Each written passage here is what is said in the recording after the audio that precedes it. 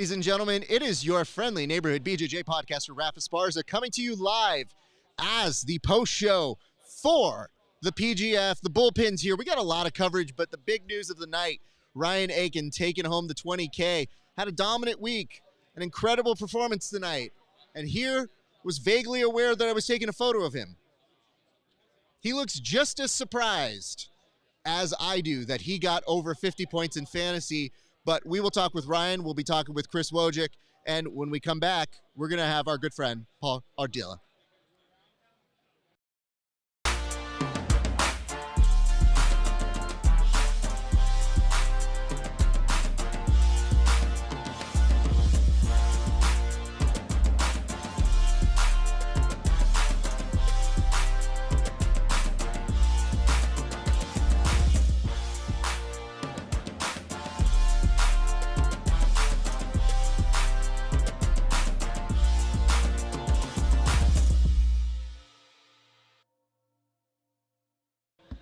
Hey guys, welcome to the Bullpen, the official post show for the PGF. I am your cruise director, liaison, whatever you want to call me, bellhop. My name is Rafa Esparza. I host a show called The Grappling Hour. This is a project between myself and our good friends over at Inside BJJ. Right now, we don't want to waste any time. We want to get straight to our guest. This man was incredible throughout the week. He's always a world-class performer. And I have to say, near and dear to us here at the Grappling Hour especially, because he was wearing our hoodie all week, and I have to say, that made me root for you a lot more throughout the weekend. But please, ladies and gents, welcome, friend of the show, one Paul Ardila. Oh, hold up. I see that camera is blinked off. So, Paul, they can't see your beautiful face. I think we're going to do a quick little adjustment here, but instead allow me to talk more great things about you. Paul was wearing a Grappling Hour hoodie, which not only made him perform better, I think, but made him look stylish. And who knew that we had not one, but two individuals who had that Grappling Hour hoodie and were able to make it to the playoffs today. I think it bodes well as a protection, but here he is. Ladies and gents, Paul Ardila. So let's start with this. How intentional was bringing the Grappling Hour hoodie in your plans for this week? Bring the microphone, if you would, sir, closer to you got it. And I scoot in closer, Please, too. thank you. No, I always rock that hoodie, especially now that it's getting a little colder, including in Georgia. And I looked up the weather before I came here, and yeah, it was showing like 40s, 50s. I was like, you know what, man? Let me go ahead and grab my Grappling Hour hoodie. And so it's warm, right? It's super warm, and no joke, it's probably my most comfortable hoodie. So take that, everybody. I love the fact that there'd be moments where I'm sitting here with Kevin, and I'd look at it and we're like, Paul's wearing the hoodie. Look at that. Look at that class that man has. And he goes, are you just saying this because I don't have one? I was like, you don't support me. He supports me. So I appreciate that. And, you know, not for nothing, but you did an interview with Alex Wendling and you were wearing it. And I just think, like, that's good screen time. So thank you for that, sir. Of course, man. Anytime. All right. Let's get to the bottom of this. Paul Ardila or Ardila? All right, so the full name in Spanish is Paul Ardila. And then if you want to Americanize it, it's Paul Ardila. Okay, it's confusing because I'm pretty sure I've referred to you as Paul Ardila, and then no one has corrected me, including you. So I'm confused. Then I hear these people saying tortilla, quesadilla, all of these different names, and it's been very confusing. So Paul Ardila, you're okay with the Americanized bastardization of your name? That's right, man. At this point, I mean, think about it. I've been here for 24 years in the U.S. I've heard it all, so I'm just kind of chill with it. And then if it's close enough, I'm like, you know what? That works fine. But yeah, it's Paul. All right. You know, I'll check the tape to see if I've screwed it up more than that. But I've definitely said it on air, so I wanted to at least apologize for my insolence here. Paul, you had a great week, man, and you looked like such a great competitor. First of all, you were the first person picked in the whole draft proceedings. You told us a little bit that night, but now that you've had some time to reflect, how did it feel that night after you were picked? And then you actually saw your team and you realized, okay, I've got a team, but now you're trying your best to carry that team. Yeah, I mean, sorry about that. You're good, dude. You know, I ate somebody's little Nutri-Grain bar. But You know what, Octavio, do you mind getting him that gelato water over there? I think it was Kevin, so I enjoyed it even more. But no, getting picked first was really nice. I kind of had a feeling that, if you're the first one to go, um, people are gonna be looking out for you more. And thank you. And maybe not want to get in with too many exchanges and kind of stall you out a little bit. Not gonna call anyone out, but I did feel that a lot. It's okay. I had a feeling that was gonna happen, but yeah. And then my team got formed. I thought I had a really good team. Not a lot of subs, unfortunately, until the very last day. One of my other teammates finally just got a bunch of subs on the fourth day. So The thing I heard about you was that you were so jet focused on trying to make your team work. Like you were like, hey man, I know I'm doing okay on my individual points, but that you were really doing your best to say like, man, I got to get on board for my team, not for me. And that's a weird thing because that split happens, especially when some teams go, yeah, we can't make it, so I just got to look out for me. So was that in line with what you were actually thinking? Were you really still trying to make shit happen specifically to your team throughout the week, even when you kind of got the feeling it might be bad? Yeah, I mean, after I think it was the third day, I started getting a bunch of subs, and I knew who my opponents were, so I knew I was going to get a bunch of subs, and I just looked at the team standings, and I just tried to keep a very positive attitude. I had a feeling that if all of us just kind of stepped our game up, we would be able to kind of just get back into contention of first place. And yeah, I was trying to encourage everyone to just do their best and get some subs. And a lot of times doing is better than just talking about it. So I thought I would go out there and try to get chokes and let it be known that I was trying to get, or kills, that I was trying to get a kill for my team to kind of rally the troops, especially after getting some injuries. I was just and I love the team component of this competition. I'm I don't know. I like being part of a team. I like encouraging other people to do their best. It ultimately kind of comes back at me, so it feels really good. So yeah, I was trying to cheer my team on and hope everyone's going to do their best. I appreciated you and your commitment to your team, and not just the physical team that you had, but also Ernesto. Like you guys had perhaps one of the best matches of the week, and other organizations or people might have done a fake match. There was nothing that looked fake about that. So you guys put out a great show. What did you guys say to each other after that match? I mean, nothing really. I think we were just, congratulating each other a lot because, we really put it out there. Ernesto, before coming on to PGF, one of the promoters told him that if he was gonna hop on, and he had to go against me, that it had to be like a real match. And he showed me the message, and I told him like, hey man, don't worry about it. Let's just do our thing. We'll talk about it.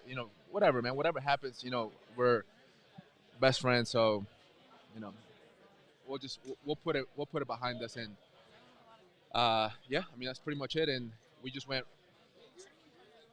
One of the best things though is that because we train so much with each other, we know literally all of our moves.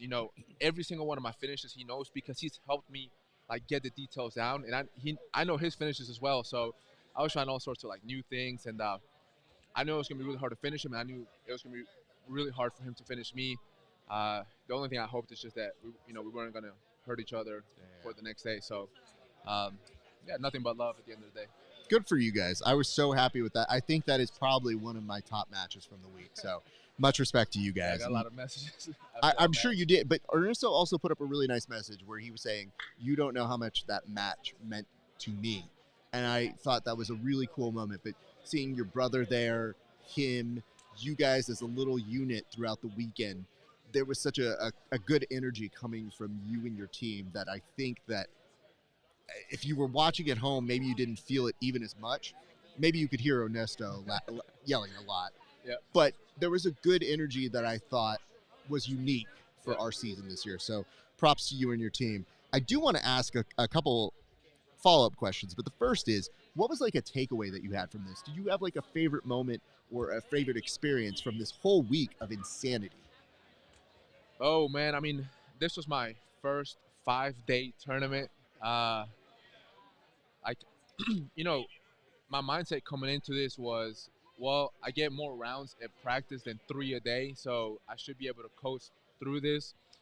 But no, after the first day, I was already sore. You know what I mean? And my body was hurting.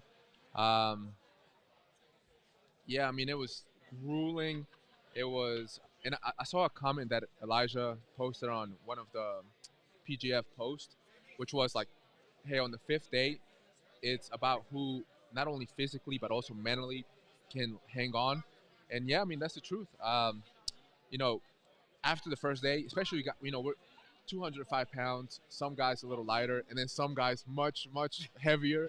I won't say who, but I'm pretty sure you can figure it out. Sure. Yeah, no, you feel the weight of your opponents on you, and you're feeling sore. And then you come back for the 3rd day, and it's we're doing it again, and yeah, of course your body's taking a hit, but then mentally you're like, oh my God, I cannot believe I have to come here another day to do it again.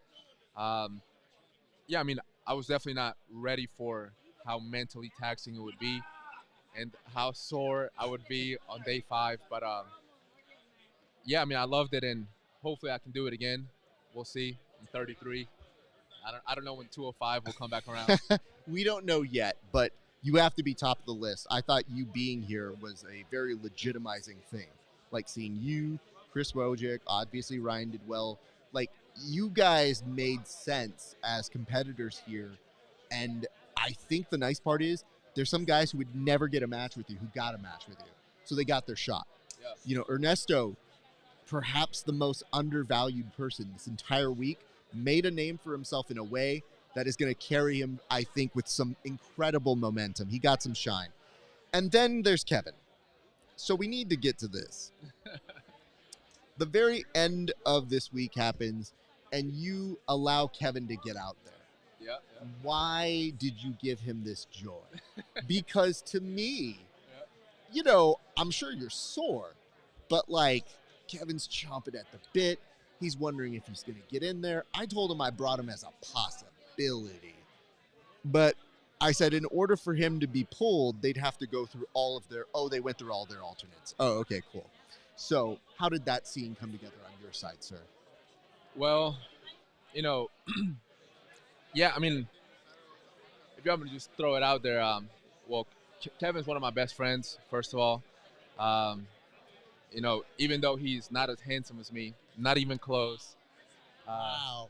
The weird part is the nice guy, the Superman that you all know and love, just shades of like the competitiveness come through. And it's like when they shine, are they gems? Look, man, unfortunately, on this, podcast interview, I got to speak the truth. You know what I mean? I don't want to just put out lies here. So Kevin might even be 3rd or even 4th on the handsome scale of our team back home, unfortunately. Wow. Hold on. No. Kevin, leave him alone. He's a guest. Treat him with respect, sir. But, Kevin went back there while we were all kind of warming up, and he said he was looking for a match. And, I had 2 really tough opponents at first, so I told him I would take those. And if he wanted the last one, I would give it to him because, no offense to the last opponent, but, he hadn't won a single match. So I thought it would be a good one for Kevin, who only weighs like $170, to go against. Of course, that ultimately backfired when the kids started talking shit. And I was like, yo, man, what? if anything, that was a favor to you as well, man. Like, I don't know how you thought that match was going to go, man, but that was not about to be your first win on this tournament. I hate to just, again, man, I got to speak facts. But, listen, brother, you talk your shit. You're a champ. I get it. And you know what the worst part is to me? You did it the right way. You sacrificed what could have been better points positioning for you as well. But at the same point, it's kind of an interesting thing in that I felt like Kevin always gets these stall calls, and You know what's really weird is I do the joke once, twice, if he pisses me off a lot more. But I'm like, it's really hard being in this tournament. And I don't think people realize that you got to be pretty good to get in this tournament. So why do we keep doing this joke like it's I'm Rick James, bitch? Like, you were running the joke into the ground. So to me, I was like, you know what you did do? You gave him the opportunity, and I thought he got more respect back on his name. Because it was like, dude, he looked really good. He was offensive the entire match. So not only did he weigh less, I mean, you could visibly see how much lighter he was than his opponent, but no stalling. He was in there. He was attacking. No, he did. He had a great match. And I told him, I was like, man, when you're done, that was your match. Because I saw they were doing interviews for everyone's kind of last match. I was like, don't call me up there. This is your moment. You're taking this match. Don't fucking call me up there. Don't say anything goofy. Because I had a feeling they might have asked him, like, hey, why are you taking this last match? And I was like, man, just say the truth that you wanted the match. And I think he tried to help me, look better by saying, like, oh, he was hurting or whatever. And then that just gave the other guy, some fire for his little shit-talking spiel or whatever. But, no, Kevin looked amazing. And he was the stalling king. Unfortunately, I think he let his fan base down by doing no stalling and being extremely aggressive and having a great jiu-jitsu match. So, well, we'll make those amends a little bit later, sir. Before we get you on out of here, I have to ask, you as a lawyer, I'm sure you've seen Grappler's Court, a.k.a. PGF Court, a.k.a. Bullpen Court. What are your thoughts on what we're doing now? I love it. I think it's really funny. Kevin has won every single time. This is coming from a lawyer, and I'm not biased whatsoever. Oh, yeah, of course. It's very important. I think my boy Raph is a very neutral judge. But unfortunately, I have to just, from an also neutral perspective, I have to say I think Kevin's won every single argument, unfortunately. From a neutral standpoint. I am a neutral party on this one. Interesting. Okay. That's right. So will we ever see you on one of these bullpen courts one of these days, sir? Well, Kevin yesterday asked us if we would do part of the, Well, it was planned. It was planned. It did not come to fruition. That's right. And you guys were going to see my brother Sergio, who's also a lawyer, back one team up, and I was going to back the other team up and, have the help of some, real-life lawyers in this virtual courtroom. But unfortunately, it took too long. But he's here, I'm here, and we're always game, and we're always ready to compete. So just know that put me on Kevin's team because we're going to win, all right? Like he's been doing the entire time. Listen, my guy, we'll see what we can do for you. But I just got to say, man, it's always family. I was so happy you were going to be involved. I wanted to see you for a week, and it was always smiles. You were in good spirits, and I saw the work you were putting out here, man. World-class competitor, any rule set, anytime, any place. That's why we love seeing you, dude. I appreciate it, man. Hey, safe travels home, dude. Thanks, man. Paul Ardilla, everybody. Emphasis on the hard illa, you guys. All right. My guys, thank you so much for watching. I believe right now we are going to be going with, what's that? We got Chris Wojcik, who is joining us at the table. Appreciate our good friend Chris Wojcik, who the runner-up, undersized, but never underappreciated. Chris Wojcik, how you doing today, sir? I feel terrible. Oh, no. Wait. Ghost of Christmas Future was trying to tell you this. Yes. So how's the seminar going to look tomorrow, sir? It's going to be a great seminar. It's going to be Everybody's great. going to learn a lot. Everybody's going to learn a lot, and nobody's going to roll with you, right? I'm going to play bottom turtle. Hey, everybody at Newground, I love you guys. Please be nice to this human being. He went through a war this week. I had the most amount of matches that you could possibly have in a PGF season. But did you have the most amount of fun you could have? I think so. I was actually telling people earlier, I was saying that this is like the most fun I've had doing a tournament. I was even telling you, like earlier this week, I was saying that like there are like few things that get me excited to compete right now, like ADCC, EBI, and then this came along, and I was like, that is so unique.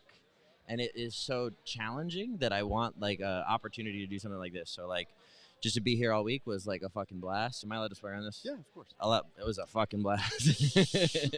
Well, it was a fucking blast watching you, sir. You were phenomenal. You know, there were a couple people, I won't name names, but they were like, I don't see him making top 8. And I was like, I don't know. My guy's pretty good. And I felt like throughout this week, I think one thing that happens with you is you have such a non-drama attitude about you. It gets lost in the shuffle of characters that are going out of their way to be silly or do stuff or get antagonistic. You just stayed your lane, gave us some great submissions, and then even when there wasn't a submission in some of your matches, they were still really fun to watch. Do you have a favorite match throughout the week, sir? Let's see. I'm trying to see if someone is. I'm trying to see if someone is around who I can talk shit to. My favorite match. Back here, we're good. Was okay. So the Davis match on Monday. I'll go day by day. Davis match on Monday was sick. Okay. Travis match on Tuesday was sick. Wednesday. Who did I have Wednesday? Ernesto match. That was sick. Thursday the match with Cam was wild. That was like that was the most physically exhausting match of all of them. That was crazy. And then today, I don't know. I like competing against Ryan. I know he beats me, but like, he's way bigger than me.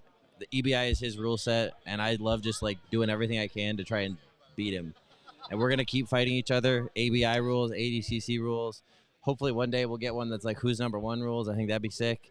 But I just want to he like challenges me so much. So like, I feel like you get new information every time, but that finals was tense, dude. Like intense to watch. Like you were throwing shit that I thought started making him wince a little bit, where I thought, I don't know, this can go either way. So it was very, very fun to watch. I brought like I fought him today how I should have fought him on Monday. And I guess it didn't make a difference really. Like I lost to him on Monday and I lost to him today. But like I knew there was no way he was going to tap me. There was no way he was going to sub me in EBI. I was giving him like a lot of room on the chokes to try to spin out, you know? Yeah. But I felt extremely confident in my EBI escapes. Even though it took a while, like I knew I was going to get out. We got to work on the holding the back part. That's for next time. It's very difficult. Like sometimes those shoulders are already out. Like, bro, his shoulders are like for the mountain range. Yeah. It's like the Rocky Mountains. Sometimes those body builds when they're like, oh, start from the back. And I go, I've already lost it and I don't have the grip. Yeah, I think, like, I don't know. I was just having a really hard time holding in the back on him.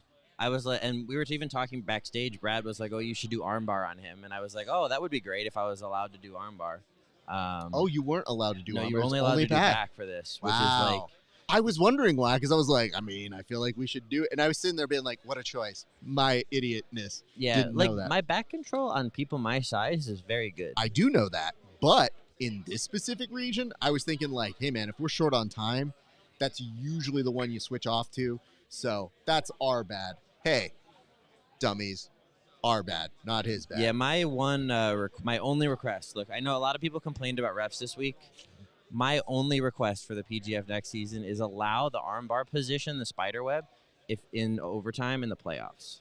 Because, like, if you're going to do a 205 bracket and you're going to invite, like, the guys who are cutting and then guys who are weighing 187 pounds, I'm at such a disadvantage trying to hold the back on this guy.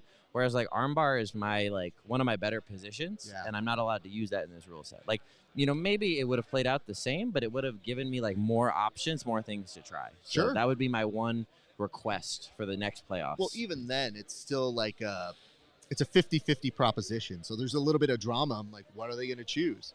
Yeah. So I like that. But, man, that was a lot to watch. So I'm glad you had some fun throughout the week. How did you like competing on a team? What did that feel like for you in this specific tournament style? I'm going to be honest. I was like about the team. I was like, yeah, let's win this team title. And then on Tuesday, we were like so far behind that I was like, let's try to get Chris in the playoffs. That's the goal now. And then I started getting, because I had the like really hard matches on Monday. I had Davis, Ryan, and Kyle, Bame. Yeah. And then Tuesday I had Travis, Dory, and Elijah. So everybody was super dangerous. And I remember just thinking, like, this is like I read an article like, oh, maybe Wojcik is like not adapting to this rule set because like he doesn't. And I had like all of these giant tough guys, and then I had 4 subs Wednesday, Thursday. I had a sub today. I beat like this terrifying Polish giant. Like I'm not like I think I proved that I can hang in this rule set. I can hang in any rule set. So I think you can too. I mean, as I like to tell people, you are a world-class competitor, even though you don't act like you need the drama for it. Like, you're just good. It's fun to watch you when you're doing your stuff, man. And literally, my legs just get nervous watching the entire time. Like, when these guys are starting to be like, was that a Woj lock? And I was like, just, oh, you feel it right here. I want to get into this, though. Today, there were so many different elements at play behind the scenes before the tournament even started. Last night, you're wearing a Grappling Hour hoodie. Our friend, our guest, who was here just a second ago, Paul Ardea, was wearing a Grappling Hour hoodie, which thank you. We take a photo together, and you guys tell each other, I think we're facing each other in the finale if points stay the same. Does it happen? Then it gets reverted. Then you have a new opponent. So you went through about 3 or 4 different opponent changes within the period of about 12 hours. How are you feeling going in today with all of those different changes? I really wanted a match with Paul. Like for me, like winning the tournament was a good goal, but I just want to like compete against all the best guys and like try to beat them, Yeah. So like I never had a match with Paul before. So I wanted to have a match with Paul. I already had a match with Ernesto, so I was like bummed that we had to have another match. Not like no disrespect to Ernesto, but it's like we did this on Wednesday, and now we're gonna do the same match. You're not gonna learn too much new shit, Like I caught the same submission just on the other side because we didn't really he didn't have enough time to relearn tactics. I didn't have enough time to add any new shit, So I wanted a match with Paul, and then I ended up not getting it. And then one thing I wanted to add about the team thing was our team was like in last place going into the last day, and me and Marcin had a hell of a day, and we finished second, and then I finished second in the tournament. So I had the best B team PGF week in history. You really did. Well, I finished silver in the team and silver in the tournament. Silver team, silver tournament. You're consistent with the results. B team has to be very happy about that. Well, sir, I do want to ask you to do this. What is coming up next for you, and what advice do you have? And if you don't mind looking into that camera, what advice do you have for that next group of individuals, those insane people who will be doing the next season of the PGF? I think so next for me is EBI, December 14th. I took a little bit of damage today, so I'm going to be taking a little bit of a break. Things are hurting. I won't specify what, so I'm going to be competing in about 5 weeks in the Eddie Bravo Invitational at 170 against normal-sized people, and then I'm going to. And that's the last thing for the year, I guess. Yeah, you should probably close it out. Let's be done doing that. Yeah, and then my advice for people who are doing PGF is one, don't I guess the first thing is if you're gonna come here and you're gonna sign up to do 12 matches, do the 12 matches until you can't anymore. Yeah. We had a lot of people not do all their matches, and I even said this backstage. Everyone talks about how jiu-jitsu athletes are not tough, and then people go and do things that are not tough, just not competing because they don't want to, and it's okay, well that's kind of why, you should just try to challenge yourself and do your best, and also then in turn when you're going to get tapped in this rule set, you should just tap because you are going to have another match, and then you're going to have another one, and then you're going to have more. So it's you have to be smart. One of the first matches of the first day was a nasty leg break, and that competitor was out for the rest of the event pretty much. Yeah. And maybe even out for the next few weeks. So it's Yeah. You got to be smart with that stuff. Well, I appreciate the advice. I just knew coming into this you would be the person to give that advice because you write so many great things, and I feel like you're probably getting about 12 weeks worth of material based off of this one tournament. We had 15 matches, so hopefully 15 weeks worth. Hey, you know what? Listen, I hope that you milk it for all that it's worth, because I can't tell you how excited I was when you were in the mix for this, because the last one was going through. We just kind of talked back and forth, and I thought, man, you would have been such a great addition even for that last one. So do you think you would do this again? Hell yeah. Yeah? Hell yeah. I'll do it at 170. I'll do it at 185. I'll do it at 205. Like I said, I don't even like the results are important to me, but I don't really care anymore because I've competed so much and I've lost and I've won so many different times that it's like I just want to compete against all the best guys, whatever the rule set, whatever the event. So I do this again for sure. 15 more matches. Hell yeah. Well, let me rest a little bit first. Well, I'm not letting you rest. Now I might make it to your seminar now that I know that you are vaguely. How about you and me seminar tomorrow? Let's roll. That's a call out. I think I have to do it. But the problem is I don't know that I'm back, so I might be late to your seminar. I don't know that I'm going to be able to move. No, I know. I'll be able to move. No, I know. You're going to be able – shut up. I saw what you did out there. You can't fool me. It's just the proposition you're making to me is like, this is probably the best shot I've got, at least for this year. So we'll see. We'll see. But when you say super fight, what rule set are we talking here, sir? I really want to get on Who's Number One or Polaris. Listen, what do I offer you that makes them have more attention? Whoa, can you repeat the question? I was asking what rule set because you challenged me to a super fight, and I was saying, oh. I thought you were asking me like about my career. No, dummy. No. Okay, what rule set for our super fight? Yes. No time limit, submission only. God damn it. Okay. No, I'll pick the rule set tomorrow, and I'll tell you. I don't think people have enough time to watch me just get worked and then be like, I thought this was going to go for 10 minutes. Nah, man, fam. He's not that broken. He's milking it good. Chris Wojcik, I appreciate you, sir. Great overall week. Like, fantastic stuff, top to bottom. You're always fun to watch. And if we're being real, in a world filled with insane people who do our sport, it is always refreshing when I see you because I know I can just talk to you like a regular human being, and that's so wonderful and comforting. So I think I'm going to go ahead and let you get on out of here, sir. Thank you. Appreciate you. You have a great rest of your day. Thank you. Man. Guys, check out the Grappler's Diary on Instagram and Substack, and check out my DVD, Don't Stand Up, and my other one, Woj Lock the World, coming soon, and have a good night. All right. Thank you so much, Chris Wojcik, everybody. All right. We are going to right now bring on the big man, the champ, the gentleman who has been running the show. He's having some nice words in back with his finale opponent, but the big-ass championship is making its way onto the table. I mean, how heavy is that thing, Keelan? It's pretty heavy? Like, if we were to make an estimation, how many pounds? 15 pounds? Good Lord. That's like, that's a big weight. Like, you've got to work out just to be able to do that. Fortunately, the person coming up next here in just a second should be able to lift it very easily, as he was also able to lift a lot of my fantasy team throughout the week. Ladies and gentlemen, please welcome to the show your champion and a gentleman who performed incredibly throughout the week. One, Ryan Aiken. Ryan, how you doing, sir? Good. Do I need a headphone? You don't need them. Okay. You're good. Do you mind pulling up the seat a little bit right to that microphone? Sir, how are you feeling? Dang, that championship looks great. Congratulations. Caught in 4K. In 4K, indeed. Yeah. I want to ask you, man, you had such great momentum going throughout the week. What did it feel like today to finally accomplish the solo version for yourself? That was incredible. I've been trying to keep that vision for like, I knew that I had it in me to like win this, like when I first accepted that I would do the PGF for sure.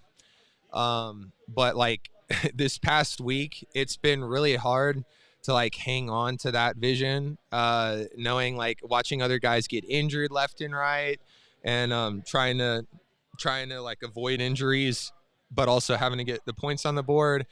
And the thing I was telling Plaster yesterday and just now recently, like I've had this thing where I try to like when I did IBJJF, right, I would, if I wanted to podium, I had to shoot for second.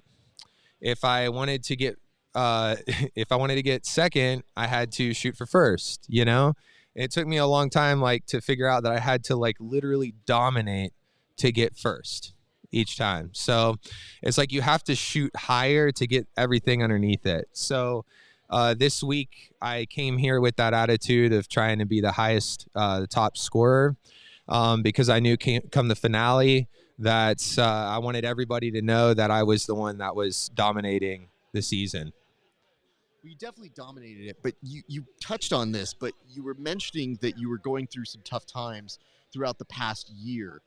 Why do you think that was hitting you while you were here specifically, or were you able to push through it before you were able to get to the PGF? Well, I mean, it wasn't really just the past year. Like I remember when I was coming up on 30, that I was like really, that was the tough one for me. That was the black cloud. I had a black cloud in my life before I left Alliance, and then that was like removed, like the clouds parted, you know, when I went to 10th Planet Atlanta and when I won CJJ. It's like, oh shit, like there's this whole world I can still conquer, you know. But then when I was coming up on 30 and I'm training with guys like Kevin Beering and David Beretta, I felt those clouds like starting to creep back in, and the sun was starting to get a little dimmer, you know, because you know, when I was coming up and I was 22, we had guys like, you know, Haggerty that would get like 29, 30, and then they're like, yo, okay, I got to focus on my real job, you know. And I mean, dude, like Ryan Haggerty's a stud, you know, out of Alliance, but you know, I remember feeling that switch, you know, when I was the young guy, and I remember feeling that switch in him when we would roll, and he's like, you know, it's probably time to like chill, you know, go to my beach house, you know. But he had the most like deadly Kimura and guillotines, you know. He was the first no-gi like training partner I really had at Alliance, you know, that would push me. So I was scared when I was 29 going on 30 that and I didn't have a sick like construction job or something, you know, that was gonna you know, bring in the dough, and you know, all I've ever had is jiu-jitsu. So what, I'm supposed to like fall back and be that jiu-jitsu instructor at some local gym or whatever, you know, and just make way or be a body, a sacrificial lamb, if you will, for guys like Kevin Beering and David Beretta on their way up. But you know, I've taken everything seriously, and I've just really stuck with it. I've this year specifically, actually ever since ADCC, I feel I removed all these other distractions, and I really just focused on, okay, I'm full-time jiu-jitsu. I'm not learning a single other skill. I'm watching film study with my girlfriend at night. You know, we might want to do Netflix. No, film study, bro. We're literally falling asleep to this shit on the TV. So, yeah. Did you call her yet? Yeah, I just got off the phone with my girlfriend, Jaden. Love you, baby.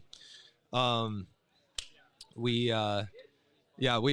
make sure to get that in before I get through all the interviews and stuff. You know, she's one of the first people I call. I still got to call my dad, but I got something big about my daddy issues and shit like that coming out. So Understood. I'm sure. Hey, you know what the nice part is? I wanted to ask you this when I heard you talking about this dark cloud. Does this change anything for you? Does this make you feel something different with this result in this kind of a week, though? Say that again.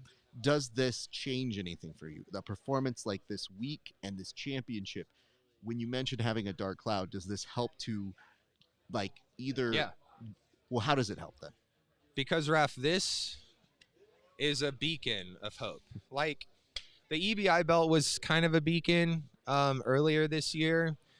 And by the way, for the last 3 years, I've had I don't know how I do it, but it's been like 2 belts a year. It's been a 2 belts a year thing. And this year, it's no different. It's 2 belts. This one is definitely up there with the EBI. The EBI means a lot as like, it's like a get back, I guess, because like New Wave has been running the show, or not really just New Wave, but Gordon, you know, and Gary Tonin were running the show with EBI, and then Nicky Rod ran the show with EBI, And then finally a 10th Planet guy comes and gets the EBI Absolute belt. So that's kind of like the get back, right? But this, for me, for my team, is a beacon of hope, okay? Because this thing, PGF is definitely the future. The way something that stuck out to me was how well, like, they color coordinated the teams, you know? I don't know if you know much about, like, video, but, like, in video you have, like, the RGB thing, you know, red, green, blue. And then, boom, we got gray and black on New Hope. And somehow, like, dude, somehow being the freaking 20th pick, like, I'm able to bring gray and black all the way to the top. And that's the one that stands out over RGB. I don't know, man. Like, as a guy that's, like, done some video editing and shit, like, that was kind of cool to me. Well, I want to tell you this. You had so many great moments throughout the week. I really did enjoy watching you progress because to me, you just seemed very dialed in on every mission. And I thought that was really cool. You took each match and said, all right, let's get this done. Next one. You didn't waver from that at all. So it's hard to do it. It's easy to learn say that from Andy Varela. Absolutely. Yeah. But when you look at it, you know, you don't see it until you're here and then you realize, oh shit, I got to match with this guy. I got to match with this guy. And a lot of times it's your friends. Do you have a favorite moment or anything that you take away from this week that you kind of really, really like enjoyed or that it meant something to you? God damn, dude. I wish I could have done, Chris, bro, I love you, bro. You're a great rival. I wish I could have done what I did to you like earlier this week in the finale, but my God, you were onto it. You would not let me pass that guard. You would not let me get that body lock. You knew it, and we talked about that backstage. Yeah. So you knew that it was coming, man. So I will say, like, that one earlier this week was a big moment for me. A lot of people probably think that the Davis thing was a big moment for me, and it was, like, a social media wise.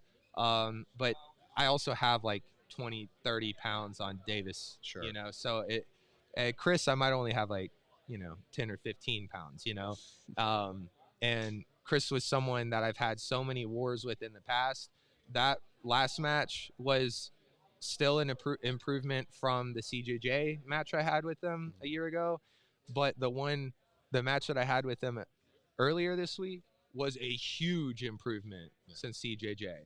So, like, Chris is someone I always get anxious about fighting. I never get overconfident about it.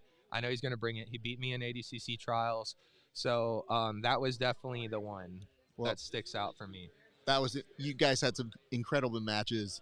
The way that you finished them throughout the week, a real big highlight, I know. I would like to ask this. The camera's right there. Would you mind telling people any advice that you have for anybody looking to do the PGF in the future, sir?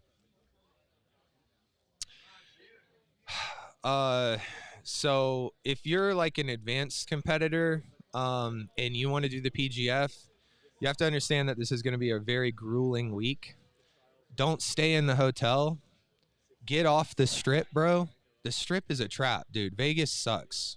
I hate Vegas, man. I hate Vegas because of the strip. But when you get off the strip and you get like a house out in the suburbs and you like everybody else that actually lives here, dude, I would sit out in the hot tub and look up at the sky at night. What's up, guys? Ryan, and sorry to interrupt your shit. Andy, love you, bro. Enjoy your day, sir. This is not working well. Have a good one. Dude, get off the strip, get away from the city lights, look up at the sky. Dude, this time of year, the sky is beautiful. The stars really stand out, man. So if you come out here for the PGF in the future, do that, number one. Number two, man, dude, you're going to be here for a week. You're going to be in the trenches, bro. Anything that you do at home, like I went and bought a freaking yoga ball, a bucket of rice, lacrosse ball, several things that I use like for training, okay, that I'm just using at my house and stuff to warm up for training. I brought all that, like I went and bought all that here so that I could have it at the house. I could bring it here because, dude, these are like 7-hour days, man. You got to keep your body together. You got to treat it like you're in for a long week, you know, full time. So this isn't something like the day one and day two are going to be super hard, those are the days you need to come out and try to prove a point, but also be safe. Okay. And think about what's going on for the rest of the week. You cannot get injured on day 1 and 2. You can't. You can't afford it if you want to win this. If you do get injured on day 1 or 2, you're going to end up being one of those guys that ends up staying in the hotel, probably smoking weed with everybody, getting food poisoning or some shit, and then you're fucked for the rest of the week. So you got to keep it together. You got to act like a professional. And yes, the $1,000 probably is not going to cover it. You got to get a place off the strip. It helped a ton.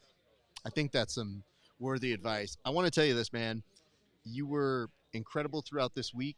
I hope you take all of these memories that you have, because when times get tough, you can remember that when you were locked in like this, it was an incredible performance. So yeah. I hope that you recognize that and that you can share that with your team. Dude, I'm glad I got this one in, because this was probably the easiest one that I could possibly have. It's only just, like, no pun intended, but it's going to get harder from here, I'm sure.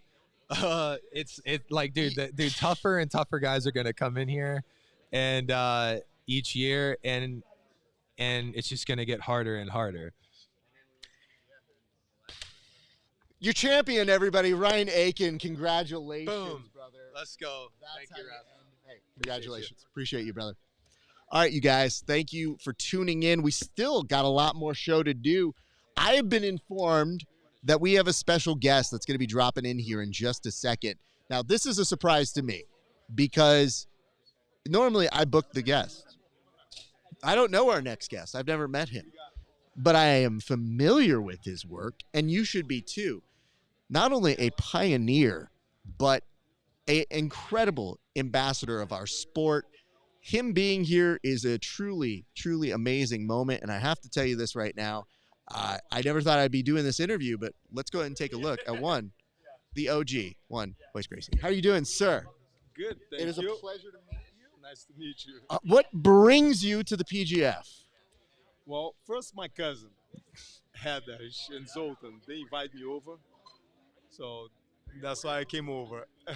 What did you think of this whole thing? Did you enjoy the matches? It was a new experience, because I'm not much of a tournament person. Mm-hmm. So to me, it was a very new experience. It was a fast pace. I like it. Nice. I like it. It was a fast pace. So the guys were all trying to go for submission. They can't stall, just get across side. I heard a couple of times they're saying, how they say when they're stalling, when they're warning. Warning. So warning. The shot clock. I was like, wait, that was fast. It was like 20 seconds. Warning. You gotta move. You gotta do something. Did the shot clock kind of get to more of the core essence that you love about jiu-jitsu, or specifically competition jiu-jitsu? For competition jiu-jitsu, it's different than if it was an MMA match. It's a totally different game. So, but for competition, makes a fast pace. Very nice. Were there any people that stuck out to you? Did you, obviously Ryan Aiken we just talked to right now. The champ looked very solid all day. The guy who got second place. Oh, you like Chris Wojcik? Chris. What did you like about Chris Wojcik? He was the underdog. He was the smaller guy. And to get to the finals in the heavyweight division, man, is up to 205, right? Yeah. And definitely didn't look 205. Yeah, I was like, as soon as I saw him, I was like, dude, how much do you weigh? He's like, shh. Let's not talk about it. I was like, all right. I mean, I got to cheer for the little guy. Game respects game. That's how it works for you. I mean, it's not a big surprise considering all that you did when you were paving it forward for us to be here. When you're doing all the work of the UFC. It wasn't me that did it. It was jiu-jitsu that did it. So people didn't watch me fight because I have a beautiful face. They like it because of the technique that they saw. I respect the position you have, but as somebody who grew up with this, I cannot say this without saying your role and what you did for it. I was the one that represent, but That's it fair. could have been anybody in my family. I mean, very also possibly fair too, but the fact that you were one of the first as a pioneer is so important to all of us. And it's very funny. I remember being in a living room watching you compete. When you're a little kid, right? I'm a little. You better not say that. No. I'm a guy. No, sir. I would never say that. But the thing that you said about Chris is what I said about you when I'm watching that, because I said, I just connect with you. And I felt like that might have been the thing And, that you had with that's Chris. what a lot of people out there, when they saw the first UFC, they're like, oh my God, the smaller guy is able to defend himself and subdue opponents bigger and Yeah. stronger. So they saw the technique. I tell people all the time, you never saw me fighting. You saw the technique. That's what impressed everybody. That's so true. So what do you see the next evolution of jiu-jitsu being? You've been there for so many different things. You see where we're at here. Where would you like to If see I us had go? that crystal ball, I would be playing the lotto, my I mean, friend. I understand that, sir. It's just whenever you have somebody who's seen more than you, I think it's important to try and learn what it is from their perspective. So I just love to know, where do you think you'd like to see the sport grow or go in the future? I mean, martial art in general was made for self-defense, not to score a point. Any point that you put a point system, people start to play with the point system. You see, so Yeah. it's like a martial art in general. I'm talking about all martial arts. They're not made to score a point. So soon enough, the guys will figure out the point system, how it works, and they'll go around that. So it's always they're trying to figure out a way to go around the point system, and we're trying to figure out a way to take the point system away so they can go into battle. Understood. I've always wanted to ask you this, and this is not perhaps related to the PGF. What is the best advice you ever received for your jiu-jitsu? My father used to say, don't walk in to win the fight. Walk in not to lose. Because I was fighting guys bigger, stronger. So he said, don't think about go over there to beat him. Go over there and don't lose to him. If you don't lose, the question is how you're going to win. That is very helpful. I mean, So I mean, in reality, the way where he met was like, okay, if you fight somebody, an 8-year-old, a 10-year-old kid, and you don't lose and you don't beat that kid, who won the fight in case of a draw? You see? Yeah. So you're bigger, you're stronger, you have to beat him. If you don't beat him, you automatically lost on my eyes. Yeah. So the lighter weight, the smaller one, would have win. So it's like the heavyweight in boxing have to knock out the lightweight. Mm. If the lightweight goes 12 rounds and don't get knocked out, it's like, man, I'll give the victory to the lightweight boxing. I thank you for that. It's one of those things that I wonder about individuals who have done what you've done. You've seen so much, getting those perspectives and kind of putting that out there. I think that's really cool.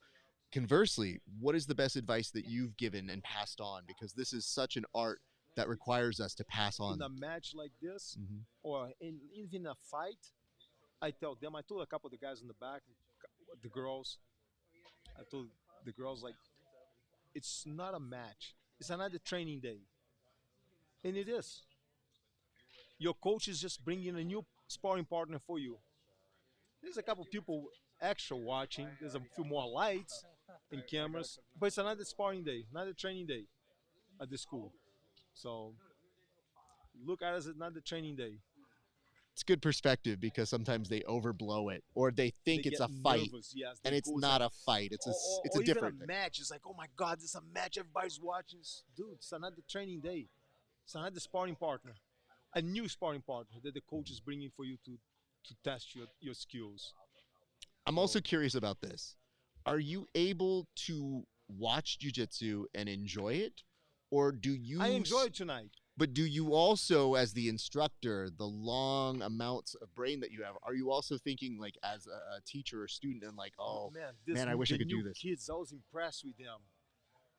Fucking so agile, so fast, and if you blink, they catch it. Yeah. Cannot blink. Cannot relax for a second. Looks like such a short amount of time. It's only 10 minutes, but they're 10 minutes full on trying to catch you, and so you can't breathe. You can't relax for a second. You cannot. I'm gonna relax. No, Yeah. you're gonna get caught. I mean, you saw it especially with Chris, with both Marcin and with Ryan, that size difference playing a role But and they were so going at it. breathtaking. And then Maybe he's got that leg for a split second and it looks a little rough. You see it go back and forth. It had a beautiful ebb and flow as I was watching them go back and forth. It looks like nothing, but it's fast. Oh, yeah. If you relax for a second, like I said, they're gonna catch you. Yeah. Well, this is good advice because tomorrow Chris Wojcik is giving a seminar at my school where I am a student at. And he's like, so are we doing a super fight? And I'm like, brother, didn't you get enough matches out here? I think you're good. And I was like, well, just tell me the rule set we're doing. I might be busy then, sir. But he is such a nice guy and one of the best writers in all of jiu-jitsu. And Ryan, of course, has a dominant week, looks incredible. You were here tonight, obviously, through family and interest. Do we see you in the future coming back to the PGF by any chance? Of course. Well, I just got to say, I think it's pretty cool that you would come and you would see the next generation because it was nice to watch. For us, obviously, the reverence we have for you and your spot and just having that here was just a great moment to see you talk to the crowd real quick. So we are so happy and thrilled that you came here today. I don't want to take up any more of your time, but I want to tell you, we appreciate you, sir, and we look forward to seeing you back at the PGF in the future. Thank you. Please enjoy the rest of your night. Thank you. It's great to see everybody. Good Lord. What a moment. All right. See, this was a surprise to me. They didn't tell you I was going to get to interview you. I was like, these other kids, get them out of the way. I got a legend here, everybody. Nonetheless, we now can get to a few things. We can get some housekeeping in order. We're going to get our panelists and friends joining us here in just a second. But if you're still watching with us, be in the comment section. We got a little bit of show left to do, and we got some recapping. But, man, what an incredible thing to see here. I'm joined now by the handsome one himself, one Kevin Sherrill. As Paul reminded me, the less handsome than Paul, Kevin Sherrill. Solid 7. Mm-hmm. Did you have any response to that? I was waiting until they put me up on the screen. Okay, go ahead. This man ate my fig Newtons. This is bullshit. It's not a fig Newton. It's a fig bar. Be very clear. Yeah. Until they're a sponsor, it's a Hey, very why are you trying to different- rob Isaac Newton of his inventions, man? Yep, of course. That's Stealing how the that credit went. from him. Egg, we're going to get here in a second to the board. Just the last topics that we need to bring up. But how are you feeling, man? You were putting in a ton of work with Jason Anik over at Fantasy Island. How do you feel after crunching numbers for an entire week's worth of event? I feel amazing. Such a blast. I mean, when we got TJ into the commentary booth, that was just, having such a professional there, driving the bus, improved us so much. And then, going over there to the new fantasy table with Jason Anik, again, such a great professional, just, keeping me in line. And awesome. I told him, he's a demographic. He's somebody that's new to jiu-jitsu. If you find something interesting, just pull it out, ask the question, let me know what you think could be interesting for stats. And I think we had a really great rapport. And it was fun. It was a lot of fun. Great to hear. Gentlemen, we're going to get to a few topics. The first of which right now is, what a week. Jesus. What a week. I my brain is starting to come down, but I know we need to talk about the things. I'll ask you first impressions. What stuck out to you about today's competition? I'll start with you, Kevin Sherrill. Emotions running hot. That was very evident. We had a lot of high intensity matches. I'm sure viewers at home saw me and other coaches getting involved, supporting our guys. I mean, when there's 20K on the line, everybody's excited about it. I think Kaya put on a great performance. Vanessa, credit to her for coming out here. She gets that stall call and knows what she's doing. Immediately drives up, tries to wrestle up through the guillotine. That takes some grit. That's MMA fighter stuff, man. Jiu-jitsu guys will just take the stall call. What a week, man. What a week. Egg, what stuck out to you from today's competition, sir? One, just Ryan Aitken proving why he was number one. Just dominance out there. It's wild. We knew if he got to EBI overtime, he's one of the best at it. But Kevin kind of stole a little bit of my thunder. I was going to say the ladies, because both those matches were fire. Just everything. I think also seeing that the Woj lock was the most dangerous weapon there was during the season. Brandon said that a number of times, and yeah, people, if he put his arm around somebody's ankle, they were running fast. But yeah, it flowed well. Seeing all the stars here, it was amazing. Do you know that he challenged me to a super fight tomorrow at that seminar that is at Newground? I wouldn't take that challenge. I mean, I'm busy. Is essentially what's coming down. Couldn't make the date. The worst part was I asked him because he was like driving home a deal. And anytime I speak with these gentlemen about a deal, I legitimately go, what are the terms and conditions? And he goes, what? And I go, what rule set? And he goes, well, I'm trying to get on Polaris and I kind of like this. And I go, no, dummy, for us. And he goes, oh, submission only, no time limit. And I was like, what is wrong with you? I was like, first of all, yeah, of course he's going to cook me for 10 minutes. But not just that. It's like, didn't you grapple enough here? Like, shouldn't you be done? You don't need. Yeah, he's going to feel like he got hit by a car tomorrow. I think he should take the match. But that's the reason why I entertained it. If you look at the footage of me, you see me do the calculation of like, this has got to be the time. Because any other time and he's healed up, yikes. But what a week indeed. I would tell you this, though. I felt like the people that you saw that were incredible performers, your Paul, your Ryan, your Chris, your Marcin, they delivered for us so much throughout the week, and it didn't really surprise me that they would make it into the Final Four. 3 out of the 4 of them I kind of predicted from the initial get-go that I thought they had a shot at being the Final Four. Marcin was obviously the biggest surprise, but if you were watching any of the coverage this week, it was not a surprise. You saw him being a monster. A lot of the guys were afraid of him, and with good reason, because he did send home a competitor very quickly that is a high-caliber individual. So that's great. And then you saw the other stories emerge. Ernesto, incredible respect on his name this week. Like, made a star of himself from his performances. And then looking throughout the rest, like, we saw so many different changes in this lineup. And yet it was still fun and compelling to watch all the way through. You had Nathan stepping up when he thought, maybe I'm just going to take this one off. I'm going to sit in a nice golf polo.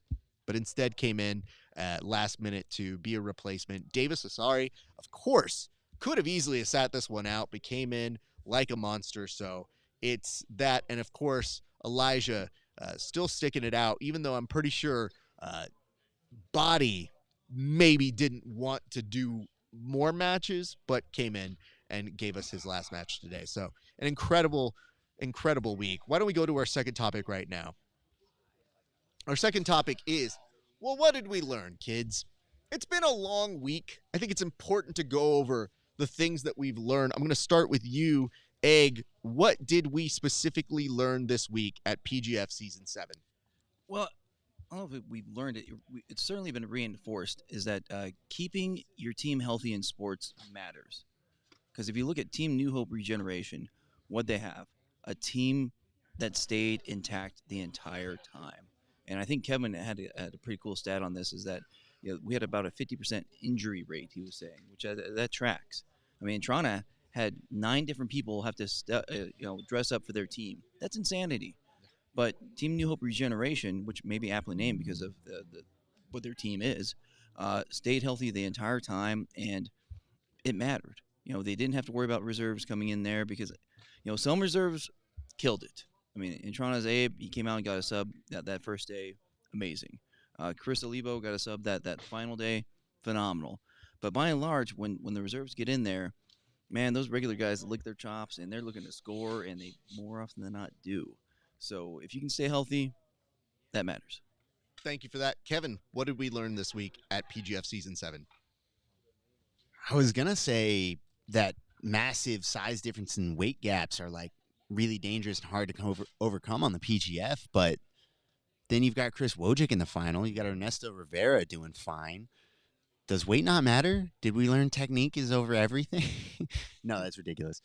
Keep your team healthy, guys. We need more alternates is what we learned. We need about, 20 of them, a whole secondary roster as the PGF gets better, as more skillful guys get in here, as more money gets involved. I feel like it's going to get a little dicey out here, man. Maybe we need to keep some people in the wings. I don't want to have to keep popping the suit off when I'm doing it when I'm 45. Let's fix this, man. Let's get a 50-man roster. Draft them the whole way through, bro. Yeah, I want you to organize that specifically. Oh, I'm pretty man. sure if you talk to our assistant GM, Drew, Oh God. 28 is hard enough. Yeah, he's having a panic attack at just the mention of a 50-man roster. But He's somewhere thank hyperventilating right now. Very good on that. There's also an element of what did we learn that I kind of wanted to bring out that will showcase the statisticalness of one Kevin Sherrill. We're going to put up a graphic here, but before we do, I must preface this. I have not double-checked these figures, so I cannot report them for statistical accuracy. I also have not double-checked Oh, these figures. Jesus I did them Christ. once. They're done. That's not how statistics work. Nonetheless, go ahead and show the graphic. And Kevin, walk us through what it is we're seeing here today. Right. So I have this stat that I personally started messing with during my time in the PGF, where I started looking at your individual plus minus. So you can do it over the course of a season, but I really think your per match is a lot more helpful, especially when you have as many alternates in. What we do is we take out the team points that you're awarded throughout the season, and I start tracking who gave up points to other teams. So it's a basketball and hockey stat where they track the score differential while you're on the court and while you're off the court to see whether you're adding points to your team or you're a liability. So you sit there and you break down. 0 is when we go in, you're getting a draw. We can expect a draw from you. Now, it doesn't necessarily indicate the action that these people go through. Like, to point out, you have guys like Jacob Howarth with a 0-0 plus minus, and you have Davis Asare and Adam Bradley with a 0-0 plus minus, which means Davis Asare went in there and took 2 breaks and got a kill. He evens out, but he had a very different experience with that than Jacob Howarth. But it does boil down to, are you a liability or are you adding points? And over time, you can bring your score closer to 0. I want you to call your attention to Ryan Aiken's plus minus, because good Lord, man. Just start looking at any 2 other guys that you think are good. We'll say Kyle Bain and Elijah Carlton. They combined for a +3. When one of them steps out there on the mat, we'll say Kyle. You can expect 2 points from him. Obviously, that's averaged out. So it's, in a couple of matches, you get a chance that he's probably going to get a break. That's a good score. Kyle did well. Elijah, the king of the PGF, has a 1. He was in the playoffs. He contributed to his team and has a 1. Ryan Aiken is worth any 2 other guys other than Marcin and a handful of the other ones. Really impressive, man. And then you have guys down there like, unfortunately, I have to give a nod to Jack Bidwell, because he came in for 3 matches, and I believe he had Ryan Aiken, Marcin, and Chris Wojcik.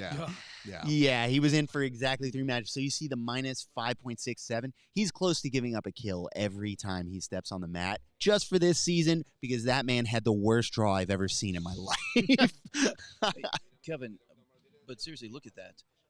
Other than Marcin, honestly, any other 2. Because even Kyle Bain at 3 with 2 and Paul Ardilla at 4, you put 3 or 4 together, you're still not Ryan Aiken. Yep. Good grief. Insane. It's the number of kills. The number of kills Ryan Aiken was able to get you, because there were guys he went to a draw with.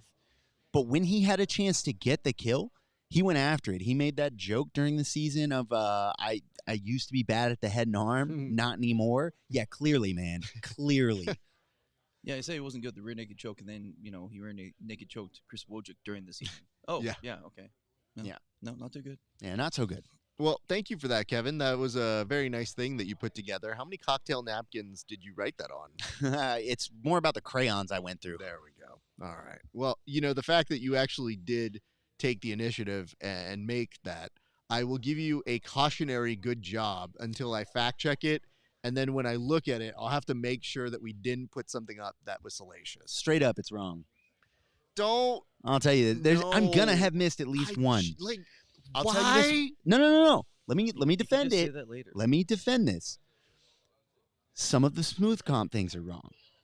I had to catch at least one of them. Paul Ardilla got a elbow genie point versus Brad Schneider, and that was not reflected on smooth comp. It doesn't matter. It wouldn't have affected playoff order, but it happens. We have 120 matches. I did the best of my ability, but I didn't go back through, check the screen, and watch the stream to see whether the smooth comp numbers lined up. I just know that because I know Paul and I train with Paul. I remember the match. There are going to be some inconsistencies there, but we're going to fact check them. So, don't worry. I'll get the crayons back out. Are we? Because, I'm kind of like... I'm sitting next to You Egg. know I what bet mean? anything he can't help himself. Dude, I have all the matches and all the stats. All you had to do was ask. I could have emailed them to you. You didn't have to worry about smooth comp or put them together. I don't trust his stats. Oh, Wow. I'm the stats guy. I will tell you. Now? Okay. Roger. Wow, hand over your spreadsheet, sir. I think we have one more topic here, and let's go ahead and slide this in. Gentlemen, should be the easiest one. I'll ask you, what was your favorite moment from the week? I'll start with you, Egg. I mean, maybe we got to go viral with the Ryan Aiken against Sorry. What was it? The ankle lock heard around the world. Favorite? You're a psycho. Yes, I am. I remember that. No, it was just wild. And maybe the transaction occurrence because then you have Sorry be like, no, I'm good. I can play it more. Man, it's got to be good to be young. But just wild. I think that's it.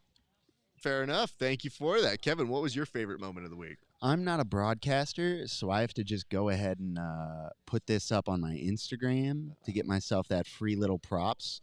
Okay. But it has to be the initial Chris Olivos walkout. It is now in my story at Kevin Grapples on Instagram. Oh, my God. Why didn't you send this to me? I know the video. I didn't even think of it until just now. It's my favorite moment. Would you like me to send it to you? Can we get it up that quick? I mean, it's possible. Just... airdrop it to me and let's see what we're doing All while right. you describe it. I'm going to put it in there. Oh, my good. It's so funny. Yeah, that's my favorite moment. That's my favorite. I'm so happy one of my students sent this to me, and I am so sorry. It was on Instagram. Let's give it a little more context. And it was something that I completely missed. I put it up right now on my Instagram. You put it up right now on your Instagram. Okay, so I see the attachment. So anybody that's watching it, go to @KevinGrapples, tap through my billion stories, and go look at that little clip. The reason why this is so infuriating is that I don't know how we didn't put this up earlier, and if it was any other scene, I would not have cared. But the fact that this never made our program is really a reflection of myself. We've been busy, man. We have been busy. We lost Tim. R.I.P. Tim. Yeah, but we've been working, and we had Jason Anik, who did a great job. We had Matt Elkins, who did a great job, and we also have Aged. But no one noticed that. Hold on. What I should point out, though, is we noticed that when this stuff was going down, we somehow missed this one clip. So what I'm going to do right now is, Kevin, do you mind talking? Let's put the one shot on him while I can see it sent to my computer. I will put it up with you guys. All right. God, I hope you guys were watching for this. It's so funny. The camera angle is perfect. So Chris Olivos comes out, and he does a known WWE, as well as LeBron James, does this little walkout celebration where you drink the water bottle, you turn up, and you spew. You just little spray or whatever, and I'm sure it's real cool. Except while he's walking out between the chairs, blasted in his cowboy hat, and you can catch a shot on camera of Ernesto getting hit with it and going, Jesus. It's so good. Oh, my God, it's so great. It's got to be just the fact that he's just in the corner as the camera pans away and follows Chris, and you see him shoot the meanest fucking glare, fix his hair from whatever's in it. It's golden. It's absolute gold. You catch this? That's great. Oh, my gosh. All right, we might have it. We might have it, guys. Here we go. Yup. All right, so Chris comes out, fully set up, cowboy hat, boots, fur coat. Bam, there we go. Has his moment, flex. Ernesto catching the stray and shooting him the meanest glare. You can see that look in Ernesto's eye that says, man, I hope this guy later this week. I'm going to get my pound of flesh for this. 100%. He's using the Lord's name in vain. Let's get me and Keelan over here. Absolutely. We have the commissioner himself Well, there you go. has come up to join the bullpen. Keelan's going to be coming in as well. Okay, I just no. tech Man, directed he's gonna very take my quickly. spot. So they're going to come in. You guys are going to swap out for just a second. And then we'll have you guys come back for PGF Court. But, ladies and gents, the party still goes on right now. We will be joined shortly by 2 individuals. We'll just keep it on that shot, that 3 shot, because it'll be set up for all 3 of us. I have to tell you this, you guys. It is incredible to see the work done by the people who are going to be joining us right now. You have the PGF commissioner who's about to come on the show and join us for a few seconds here. And to the other side will be our showrunner, our executive producer, one Keelan Lawyer. And I am incredibly happy to share the microphone with these 2 gentlemen. Welcome to the show, Keenan and one Brandon McCatherine. How are you guys doing? Wonderful. Gents, We did it. how do you feel right now? Are you exhausted? Do you still feel you can do another season in a week? What's going on in your brains? I'm pretty tired. Yeah. No, I wouldn't want to do this again next week. I would say this. I saw Keelan today, and we were in the middle of training, and I saw he was, like, mentally checking out. And I go, let me just grab a quick roll with you because I know you got to go back to work because I got to go back to work. And we literally just rolled the easiest slow roll possible for 2 people who are in production just barely sleepwalking through a fucking roll. Joke's on you. That's how I roll all the time. Joke's on you. That's how I roll all the time. Ha ha. Jokes on y'all. You both suck. Oh, that's fair. I don't dispute that. And I'm getting called out by Chris Wojcik for a super fight tomorrow, so things are not going very It's well. not going that good. No. And I'm like, dude, didn't you roll enough? B-Mac, right now, initial feelings, season 7. How would you describe what you saw this week? Well, I think it's pretty clear. It's very clear to me, at least, that this was the best season of the PGF that we've ever had. Mm. It's still like super surreal to me, honestly. It's super surreal that we're even doing this. Like, it really just feels like, a couple of days ago, in a lot of ways, that me and Keelan were just scratching this all out on paper at my kitchen table, and the vision that we set initially, it feels like it's starting to come true. And I really feel like we're just getting started, to be honest with you, Ralph. It's good to know because, dude, it feels like even a jump from season 6, which was so polished, so well done. It felt like there were improvements on the refereeing. There were improvements on the production. There were improvements for the housing in the way that we took care of our athletes. So just so many little small details that really came to shine throughout the week. And I know a lot of that is also in thanks to Keelan. So, Keelan, what did you feel right now? I know as a production guy, it's not done until it's done. So you and I are very much in the mode of we'll see what it feels like. But what does it feel like right now for you for this week? It definitely feels like this was the best week. I would agree. Just from the production standpoint, I feel like the streams were really good. I hope everybody was able to watch on YouTube, and the audio was good and the video was good. Not much lagging and dropping out. I feel like this was the best week of the PGF so far. More to come, more progress to make. The notes were taken. We'll go back to the drawing board and come back again even better. I know. Hard to believe. How could you? We're going to do it. I want to ask this before I get to where we're going. So think about that for a second. But what were your favorite moments from the week? I'll start with you, B-Mac. Well, it had to be when I was asleep this morning, and I heard a knock on the door, a little rap, tap, tap on my chamber door. And I was like, who is knocking on the door? And I got up, I put my shirt on, put some shorts on, because I didn't know who it was.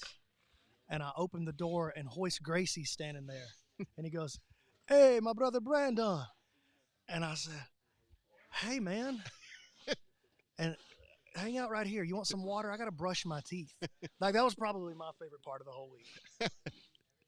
It's not often a legend That's just never happened shows to me. up. That was not Yeah. on the bingo card. You know what I mean? I mean, similarly, I was doing my job of interviewing the athletes that were featured today, and then I just see a note from our director Octavio that says, Hoist is up next. And I go, I'm sorry, like the janitor Hoist? Because what is Hoist Wait, Gracie does that say going to do? Hoist or Royce? Oh, Royce. Rolls Royce is up next. Copy that. Okay, good to know. That incredible moment. Keelan, what about you? Favorite moment of the week. It's got to be right now, man. After it's done, we did it. We got a champ. We gave the money. The stream didn't die. Nothing burned down. Right now is the best moment so far. You know, I'll tell you my favorite moment. It's not far from yours. Is we started at 4 p.m. Like this show went at 4 p.m. because last year something came up and they put it out, and that would kill other streams. Y'all fixed it.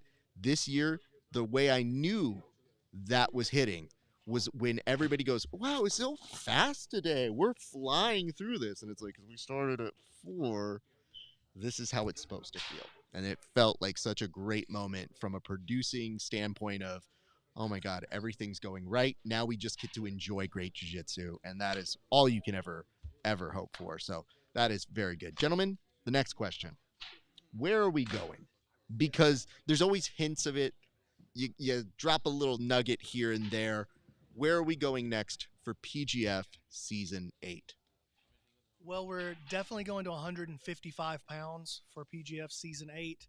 So write that down. If you're a 155 pounder, start putting your name in the hat. We're looking for people that have, first of all, that have what it takes to be a PGF athlete. It's not for everybody. I understand that. But in my opinion, at this point, the PGF is professional grappling, and everything else is not. It's working towards it. So if you're a 155-pound athlete and you're a professional and you want to win some money and you want to have literally the best jiu-jitsu experience of your life, ask anybody that was here, from the staff to the athletes to the coaches. It's the greatest jiu-jitsu experience you could possibly have. Drop me a DM, go on to pgf.world, hit that athlete registration form. Let me know that you're interested. We'll start selecting athletes. It won't be that long. It's right around the corner. Where will we be? We will be in a secret location. Okay. But it probably won't be Las Vegas. Oh, boy. Okay. I don't know that I should say just yet where it will be. Okay. But let me just say that you thought we blew your mind with Season 6. We exceeded that expectation with Season 7. Season 8 is going to blow it all out of the water. Okay. That's good to know. Vegas is very close to me, though, so I kind of like Vegas. This won't be close to you, Raph. It's going to require a little bit of sacrifice. Oh, boy. For a whole lot of reward. Oh, boy. Okay. So, your wife is going to have to miss you for probably 3 or 4 extra days. Oh, boy. Well, I think she'll be okay with that. She gets sick of me on occasion, although she has texted me a lot. It's very, very sweet. I'll see you, Kelly. But I would tell you this. I love hearing that because you know the step that we took the last big time you did this with Season 6. So I can only anticipate what that means. Gentlemen, I'm very excited about what I'm about to do next, but I'd love to give you just open time on the mic to say whatever you want to say before we go to PGF/Bullpen Court, a segment I think that you guys have enjoyed. What I am going to tell you, one of my favorite things of the week has been going back to the room each night, me and Keelan, Isaac, and all the rest of the crew, opening up the laptop, and we go back and rewind, and literally the only part of the PGF that I've seen this week has been the post show from the Bullpen. Thank you. I think, and I'll give you the hint of where we're going tonight. I'm going to have them on PGF Court make their case for what weight class we're going to do next. Because maybe, not that we're going to change anything, maybe they make a better case for a different weight class. I'm open to all arguments. Oh, shit. Oh, this has weight now. Okay, cool. Before it didn't. Gentlemen, we'll start with you, Keelan. You can have the mic. Let's put the camera directly on him, sir. What am I saying again? I'm just saying. Any shout outs? talking to Anybody the you want to people. thank? Do what you want to do, sir. I mean, I just want to thank everybody for watching, especially the people still watching. You know, you're a true fan, hanging around for the post show. Thanks for hanging. I mean, thanks for being patient with us this whole show. I know it looks like $1 million show, but it's not quite that, okay? There's like 6 of us back here doing it. Be patient with us. We're getting better. Every season we've gotten better. If you're a longtime fan, you know that's a fact. So have faith, trust in us. It's going to get even better and better. That's all. Thank you, Keelan. B-Mac, Do I get the solo shot? you do get the solo shot, sir. I'm ready. I just want to say to everybody that's a supporter of the PGF and what Keelan and I and Zoltan and Heather are trying to do, thank you from the bottom of my heart. Your support, your encouragement, your love means everything to us. And this is my love letter back to jiu-jitsu. So thank you, jiu-jitsu, for everything that you've done for me. And let me continue to build something beautiful, not just for the athletes that are here now. Like, we're going to build a foundation for the athletes now to make a career and to make a living, but we're going to build a foundation for the next generation of athletes to get rich. That's the goal. We're going completely to the top. These guys are trying to be the world champions at what they do. I'm trying to be the greatest of all time at what I do, and I absolutely will hit that goal. I'm going to win. If you want to win too, jump on board. Ladies and gentlemen, your showrunner and your commish, Keelan Lawyer, Brandon McCatherine, 2 outstanding gentlemen. I don't think myself or many other people would work as hard as we do if they weren't quality people. They are quality people. Thank you so much for coming on the show. I love you, guys. Raph. I value what you bring to this. Thank you so much, More sir. than you could possibly know. And big shout out, Isaac right there. Never gets the love. Octavio never gets the love. Jump in the comments. Let those guys know how you feel about all the hard work they've done. Don't be scared of that super chat. Indeed. Gentlemen. Love you, dude. Love you. All right, guys. Well, now that we were all wishy-washy, let's get to PGF Court. What we're witnessing is real. The participants are not actors. They are not skilled enough to be actors.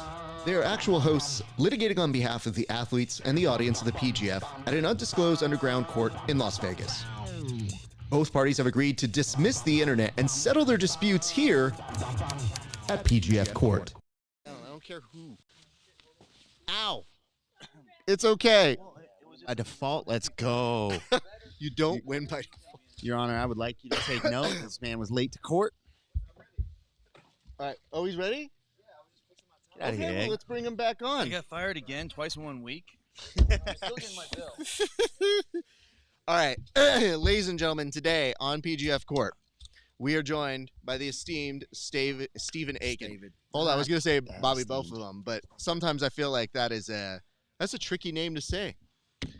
Gentlemen, I was just informed that next year the weight class is going to be 155 at the PGF. Or is it?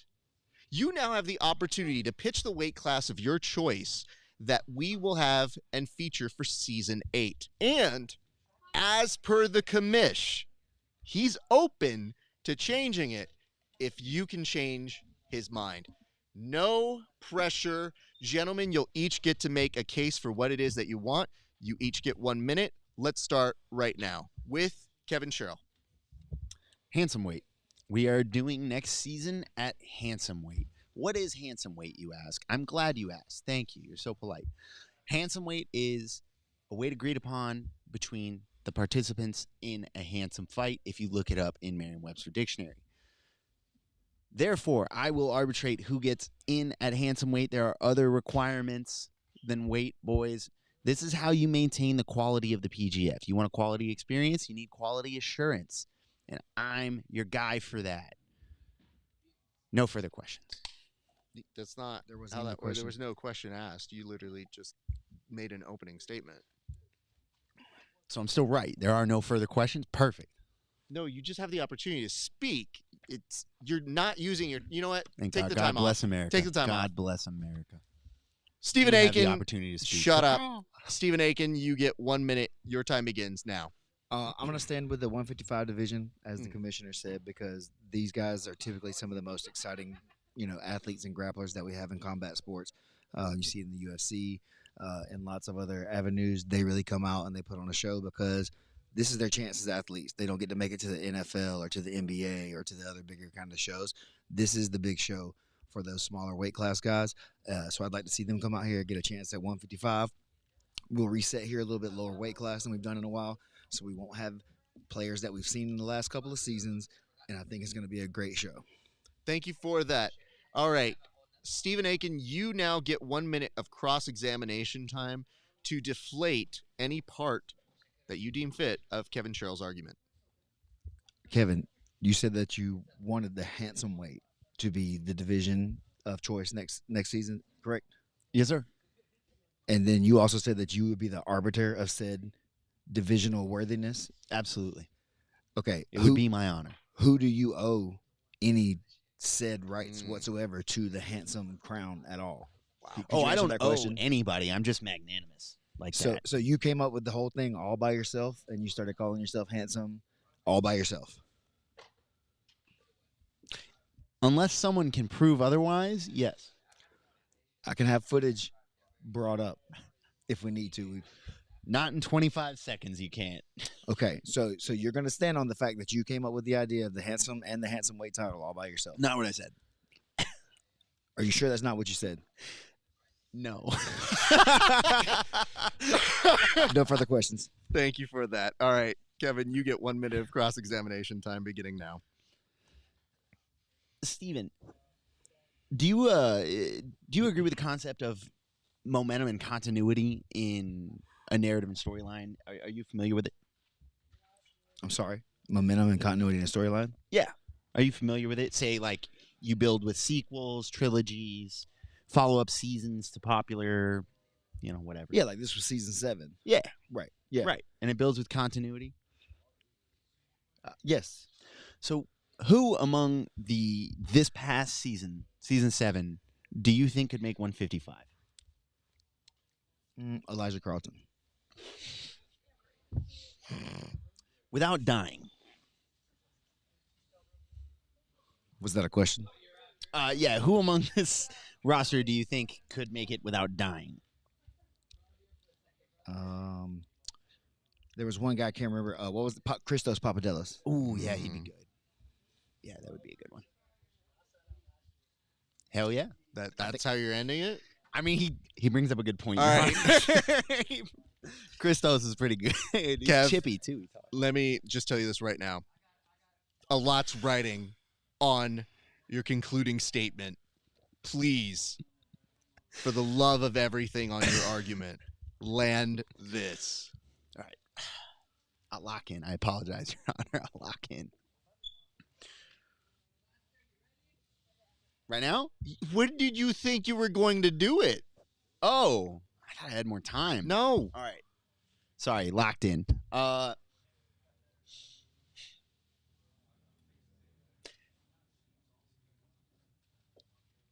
Handsome weight's a great weight, man. It's phenomenal. It's a phenomenal weight. I think it would be phenomenally interesting. I'm only going to let in people who are fan favorites. I'll let in guys like Jet Thompson as long as I'm not on the season. Travis Thomas. Throw Ryan Aiken in there and see if he can smash Jet into tiny little pieces. It'll be a who's who. It'll be an all-star lineup of everyone you want, all the fans want to see, and one guy that you want to see die because it's going to be brutal. I can give the fans what they want. I can give them continuity with all of their favorites. It'll be effectively, again, just like a clip show. Have you ever played like, Your time is expired. Madden with all the Hall of Famers? It's great. Stephen Aiken, your minute begins now. So, several things I could just pick apart. First You of got all, 3 extra seconds. Kevin has no say whatsoever in the drafting or delegating of anyone's handsome weightness. He got that all from me. I created this. Allegedly. I started this. I called for the hair flip at the threat of death from him to continue the bit for him today, even or yesterday, when he forced himself into the season. I'm trying to Zuckerberg this man. Secondly, anyone that wants to include Jet Thompson into the handsome weight discussion, that needs to be examined. I think Jet's great at a lot of things. I don't think he's going to be our cover model if we're trying to attract a certain demographic. That's all I'm saying. Okay? And also, I don't know exactly how big Jet is. Perhaps he could get close to the 155 division. Maybe we'll find him back at that 170s around range or so. I don't know this, but I know the 155 He needs guys, to drop weight. they need work. They need jobs. These people have families. And if we can get them out here, the $100,000 to some 155ers is going to change people's lives. Your time has expired. Stephen Aiken, thank you very much for your time. I will get to my ruling first, but before I do, I would like to mention this court will not stand for Jet Thompson slander. Not in this court. He can be a handsome weight if he so is deemed it. What he cannot be allowed is to participate in the jiu-jitsu part. He can be selected. We just aren't going to do that again because yikes. And also, he's young and it doesn't even hurt him. Let's go to our actual argumentation here. Kev, you argued the weight of handsome weight. I'd like you one more time. I'm going to give you an opportunity here to define what handsome weight is. He doesn't know. Handsome weight is what handsome weight does, son. Okay. Let's mark that time when I come back to that momentarily. Stephen Aiken, you actually were arguing for the 155 division. You had a great cross-examination when you were saying who was the person who did get behind that. You and I had a great discussion about that when we were both trying to figure out how much of Kevin Sherrill's brand belongs to you and how much belongs to me. You were the one to actually start it, but we trademarked it at the correct U.S. government agencies. So we both profit off of him, and we will bring you in perpetuity at some point. I want to point this out. Accept. Kevin, when you didn't start your cross-examination for 20 seconds and then proceeded to malfunction like a robot at Chuck E. Cheese that no longer works anymore, you made this so easy. I stopped writing notes. I do make it look easy, huh? That I said, this is the dumbest argument you have ever made.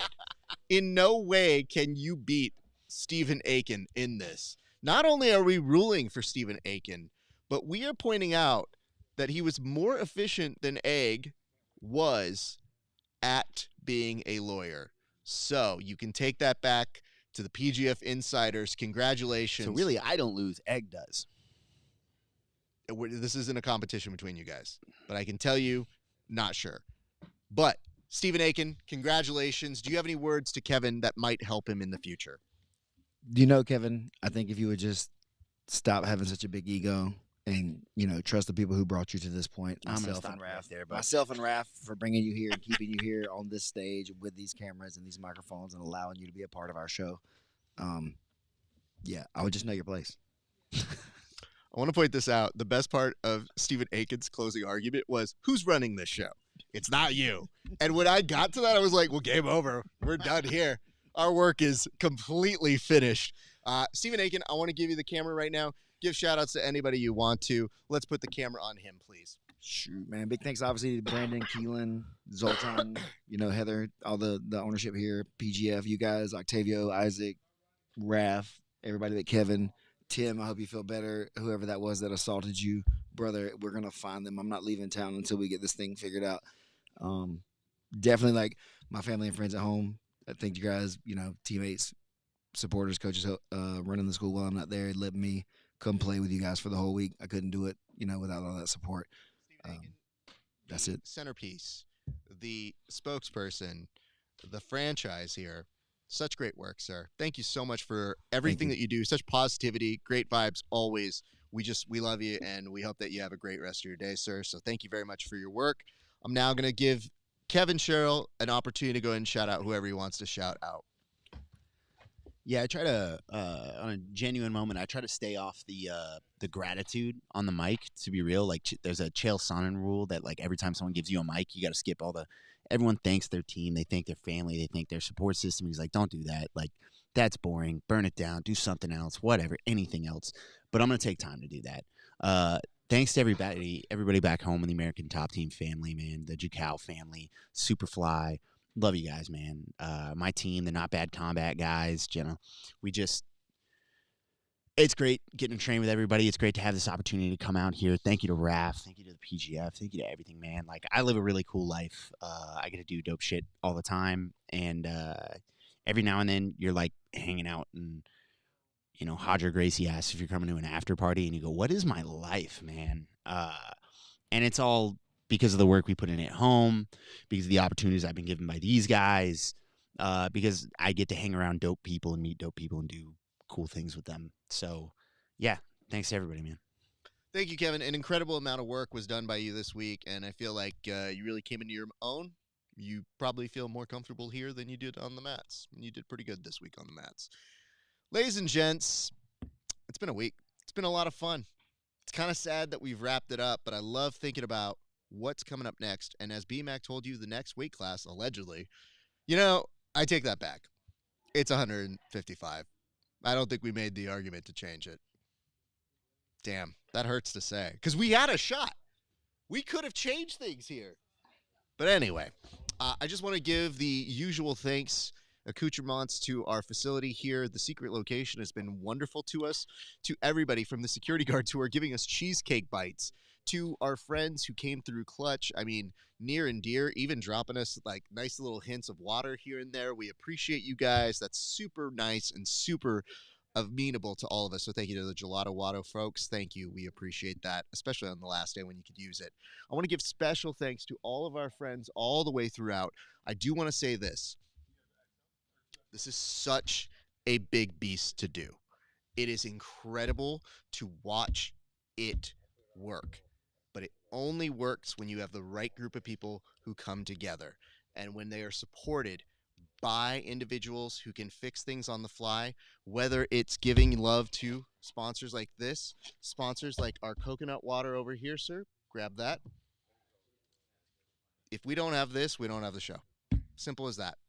And what I really want you guys to know is when we get done with this program, we hopefully get to clean it all up and do it again in the near future. But it only exists if we have you guys giving out there love, comment, support, all of that good stuff. Our thanks to BMAC. Our thanks to all of the great people. Keelan for letting us run this show. Octavio for directing it. Isaac for providing us every form of resource there. Tim for being the co-pilot for it. And all of you for sticking with us. I cannot tell you how much it means to us. Ladies and gents, it has been a great day for grappling. We'll see you back on the mats.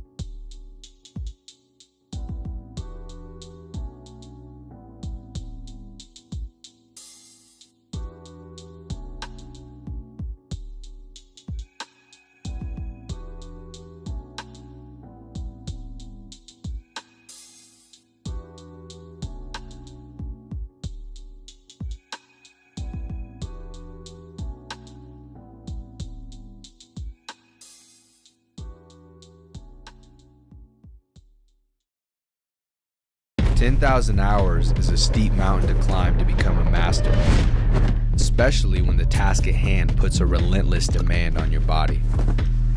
There is nothing casual about this sport. It's all in, all effort, all focus. It takes a lot from you, but the reward is unmatched. Mastery of oneself, an acute understanding of your weaknesses with an explosive sense of your strengths. Being able to complete the climb to mastery requires the proper nutrition. This is why it's important to take in a potent blend of electrolytes that is in tune with your output and brings strength to your goals. This potent blend is only found in salt electrolytes. Salt targets your depleted electrolyte levels with a boost of hydration and health. It gives your body the baseline recovery it needs.